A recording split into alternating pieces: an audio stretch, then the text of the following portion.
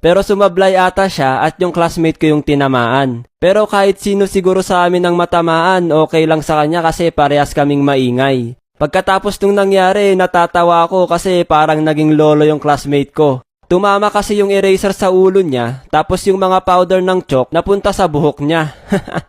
Pangalawang kwento. Nakaupo kami ng mga tropa ko sa loob ng classroom. Tapos may diniliver silang newspaper na gawa ng mga journalist sa school. Tapos binigyan kami tigi-isa. Sa sobrang boring nga, tapos wala pa kaming teacher nung mga time na yon. Etong tropa kong loko-loko, niroll niya yung newspaper tapos pinagpapalo niya kami.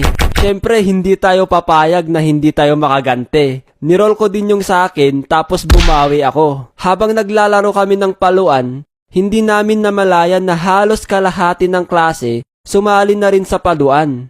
So parang naging rambulan ng paluan yung nangyari. So